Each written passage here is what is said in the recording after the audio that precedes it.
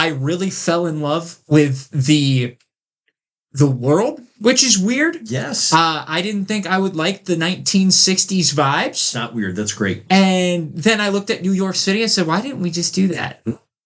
That looks so much cooler. And here we are, and we just get boring. I feel like, you know, like you ever look at the pyramids and you're just like, that's crazy. Why don't we do anything like that anymore? Build tall rectangles. Yeah. Lame. Not very imaginative. And then you get the occasional building that's like a circle or something. Sure. Like, you know, in London, they did the one like. Yep. Yeah, you got some weird one. But then not in the USA, baby. But then the rest are rectangles again. Straight up. No, we just were like, who can make them taller? And then we get the biggest ones, right? Even if we had Avengers Tower in real life, at least that has some uniqueness to it. Where you look out flavor. And you just, like, I love the Flatiron Building when I went there. Obviously, that's my Daily Bugle. All right? But also a really cool building. Right. On its own. So. No, but that's a good point. And we'll settle on that real quick. Like the architecture in comics, so you're thinking of like Daily Planet in the DC world. You just brought up, or did I bring up the Baxter Building? Did I just drop that in there? I brought up the Avengers Tower. You're bringing up Baxter Building, but the Baxter Building in this was phenomenal. Yeah. And earned. Yeah, I think, and we won't go totally down that rabbit hole, but that is one of the really more fun, and I would argue at this point, our lifetimes, often shunned to a point.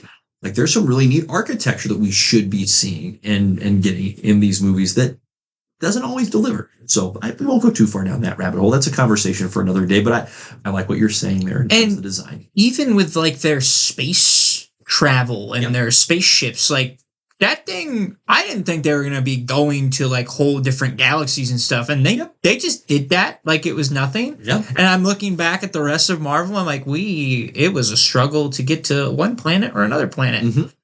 Like, I still don't know how the Hulk got to Sakaar in a shield ship. I don't think anybody knows None of us how that worked out. No. You know?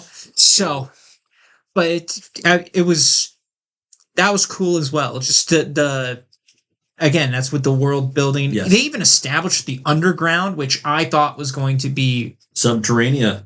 A non-factor. Like, oh, here's Mole Man. That's great, by the way. Love Mole Man. That was a highlight. All right. I hope we actually get to see him go up against the Fantastic Four at some point. That was fantastic. No pun intended. So, but I didn't think that was going to play a huge role in this, and it did. Right. End up being a huge thing. So you just get to. It was fun seeing the Fantastic Four's influence, not just in New York City, but they have a worldwide influence, which is different because Avengers, it felt very localized. USA. Yep. Like we were sending these people out from America to go handle other business. And these guys, Fantastic Four is like, no, we're here to help out the Earth as a unit. Right. And so, yes. And the science was cool. I'm good with it. The world building was very solid in this. Yeah. So definitely a highlight for me.